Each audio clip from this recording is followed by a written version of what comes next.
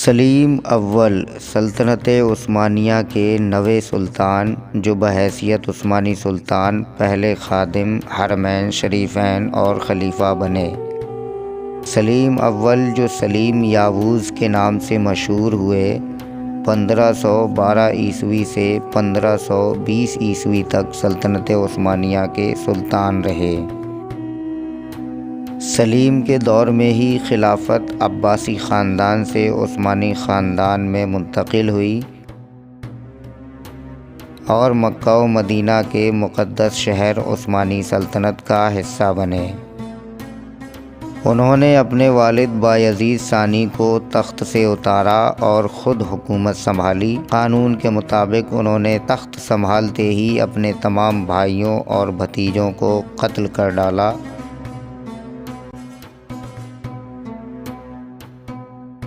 سلیم اول سلطنت عثمانیہ کے عظیم فاتحین میں سے ایک تھے اور ان کی خصوصیت یہ تھی کہ انہوں نے مغرب کی جانب پیش قدمی کی بجائے مشرق کو میدان جنگ بنایا، کیونکہ وہ سمجھتے تھے کہ جب تک سلطنت عثمانیہ کے برابر میں صفوی اور مملوک حکومتیں قائم ہیں تب تک یورپ میں پیش قدمی نہیں کی جا سکتی۔ انہوں نے جنگ مرج دابق اور جنگ ردانیہ میں مملوکوں کو شکست دے کر شام، فلسطین اور مصر کو عثمانی سلطنت میں شامل کیا۔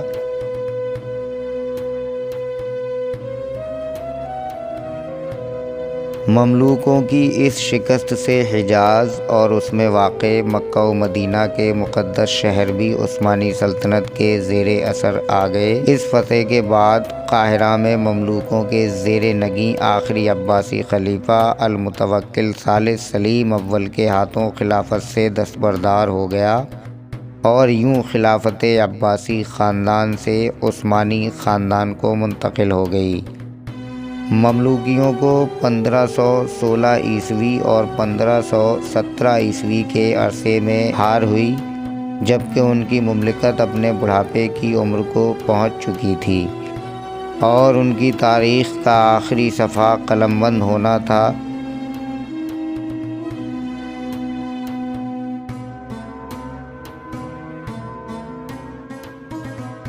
سلیم نے اپنے لیے حاکم حرمین کی بجائے خادم حرمین شریفین کا لقب پسند کیا اور خلافت حاصل کر کے خلیفہ اور امیر المومنین کہلایا۔ مصر سے نمٹنے کے بعد سلیم نے ایران کی صفوی سلطنت کے خلاف جنگ کا آغاز کیا اور شاہ اسماعیل اول کو جنگ چالدران میں بدترین شکست دی اور صفویوں کے دارالحکومت تبریز پر بھی قبضہ کر لیا۔ اس کے بعد اس نے قدرت پانے کے باوجود ایران کو اپنی سلطنت میں شامل نہیں کیا۔ عثمانیوں اور صفویوں کے درمیان میں جنگوں کی وجہ سے یورپیوں میں خوشی کی لہر دوڑ گئی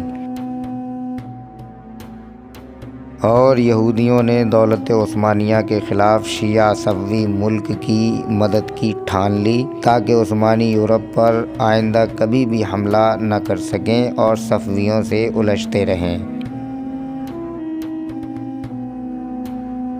مصر کی مہم سے واپسی کے بعد سلیم نے جزیرہ رہودس پر چڑھائی کی تیاری شروع کی، اور پھر اس دوران میں وہ بیمار پڑ گیا اور 9 سال تک پائے تخت سنبھالنے کے بعد انتقال کر گیا۔